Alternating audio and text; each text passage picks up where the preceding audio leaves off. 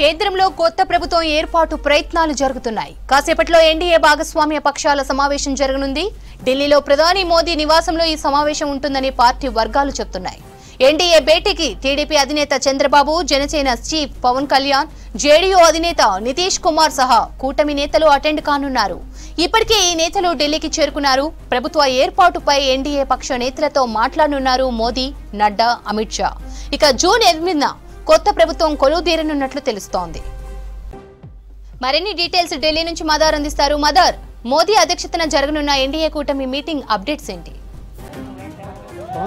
4 గంటలకి క్రూషియల్ భేటీ ప్రధాని మోడీ నివాసంలో జరుగుతుంది. ఈ భేటీకి బీజేపీ అగ్రనాయకులు జేపీ నడ్డా, అమిత్ షా, అలాగే ప్రధాని వీరితో పాటు కూటమికి సంబంధించిన కీలక నేతలు చంద్రబాబు నాయుడు టీడీపీ నుంచి, జనసేన నుంచి పవన్ కళ్యాణ్, అలాగే జేడీయూ నుంచి నితీష్ కుమార్తో పాటు ఎన్డీఏ భాగస్వామ్య పక్షాలుగా ఉన్నటువంటి మరికొన్ని పార్టీలకు సంబంధించిన కీలక నేతలు ఈ సమావేశంలో పాల్గొనబోతున్నారు. ముఖ్యంగా ప్రభుత్వ ఏర్పాటు పైన ప్రధానంగా చర్చ జరగబోతుంది. ఇప్పటికే మ్యాజిక్ ఫిగర్కి బీజేపీ తక్కువగా ఉండడంతో ఎన్డీఏ భాగస్వామ్య పక్షాల అవసరం అనేది కూడా పడింది. ఎన్డీఏ ఓవరాల్గా 293 అబ్సల్యూట్ మెజారిటీ కంటే మ్యాజిక్ ఫిగర్ కంటే ఆల్మోస్ట్ ఒక 11 స్థానాలు ఎక్కువగా ఉన్నాయి వీరికి. కాబట్టి ఎన్డీఏ కూటమికి సంబంధించిన కీలక పార్టీల తోటి ప్రభుత్వాన్ని ఏర్పాటు చేసేటువంటి అవకాశం ఉంటుంది. అయితే దాంట్లో ఉన్న నేతలతోటి ఈ సమావేశం ప్రాధాన్యత సంతరించుకుంది. దాంట్లో ముఖ్యంగా ఈ ముగ్గురు పాత్ర అనేది కూడా చాలా కీలకము. బీజేపీ తర్వాత కూటమిలో ఉన్నటువంటి నేతలకు పార్టీలకు సంబంధించి ఈ 3 పార్టీలకే చాలా ఎక్కువ సీట్లు వచ్చాయి. శివసేనకు సంబంధించి షిండే వర్గానికి తర్వాత కొంత ఎక్కువ సీట్లు వచ్చినటువంటి పరిస్థితి.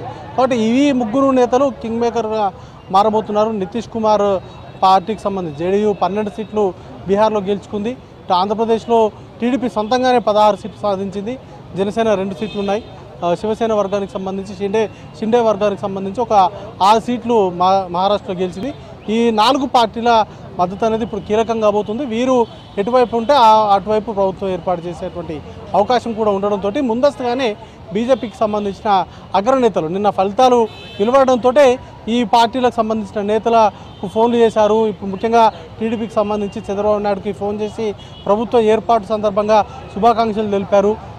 వారికి సంబంధించినటువంటి అండర్లోనే ఉండేలాగా ముందస్తుగానే చర్యలు ప్రారంభించారు. దానిలో భాగంగానే ప్రధాని నరేంద్ర మోడీ కావచ్చు, అమిత్ షా లాంటి నాయకులు నేరుగా చంద్రబాబు నాయుడుకు ఫోన్ చేసి మాట్లాడారు. ఇక ఈరోజు జరిగేటువంటి సమావేశానికి రావాల్సిందిగా ఆహ్వానించారు. కొద్దిసేపటి క్రితమే చంద్రబాబు నాయుడు ఢిల్లీ చేరుకున్నారు, పవన్ కళ్యాణ్ చేరుకున్నారు, అలాగే నితీష్ కుమార్ కూడా ఢిల్లీకి వచ్చారు. ఈ ముగ్గురు కూడా 4 గంటలకు జరిగేటువంటి సమావేశంలో పాల్గొనబోతున్నారు.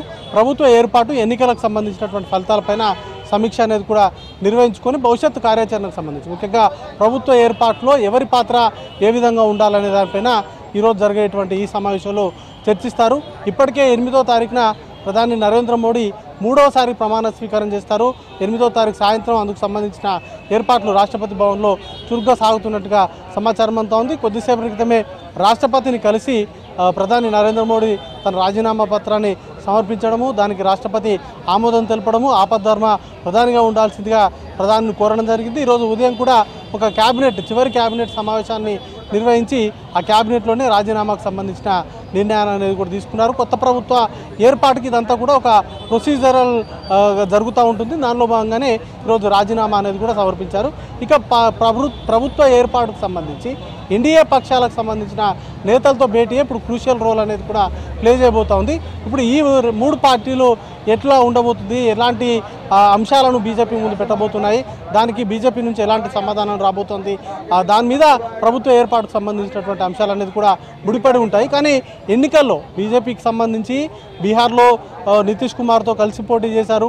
అక్కడ అబ్సల్యూట్గా ఎన్డీఏ కూటమికి ఎక్కువ సీట్లు అనేది కూడా వచ్చింది. ఆంధ్రప్రదేశ్లో కూడా టీడీపీ, జనసేన, బీజేపీ 3 కూడా కూటమి భాగంలోనే పోటీ చేశాయి. అక్కడ కూడా ఎన్డీఏ కూటమికి ఎక్కువ సీట్లు వచ్చాయి. కాబట్టి వారు ఎన్నికల తర్వాత కూడా వారితోటే ఉంటారు అనేది బీజేపీ భావిస్తూ ఉంది. దానిలో భాగంగానే ఈరోజు జరిగేటువంటి ఎన్డీఏ సమావేశంలో కూడా ఈ 2 నేతలు కూడా పాల్గొనబోతున్నారు. కాబట్టి ప్రభుత్వ ఏర్పాటు అనేది లాంఛనప్రాయమే. 8వ తారీఖున ప్రభుత్వ ఏర్పాటుకు సంబంధించి ఎలాంటి ఇబ్బందులు అయితే ఉండవని బీజేపీ నాయకులు బలంగా చెప్తున్నారు. అయితే ఈ 2 పార్టీలకు సంబంధించి ఎందుకంటే కింగ్ మేకర్స్గా ఉన్నారు ఈ రెండు పార్టీలకు సంబంధించిన ఎంపీల మద్దతు అనేది కూడా క్రూషియల్ రోల్ అనేది కూడా ప్లే చేస్తుంది కాబట్టి వీరికి పోర్ట్ఫోలియోస్ విషయంలో కావచ్చు లేకపోతే ఇతర అంశాలకు సంబంధించి ఏదైనా డిమాండ్స్ పెడతారా లేకపోతే అన్కండిషనల్గానే ప్రభుత్వ ఏర్పాటుకు మద్దతు తెలుపుతారనే దానిపైన మరి కాసేపట్లోనే క్లారిటీ అనేది కూడా వస్తుంది.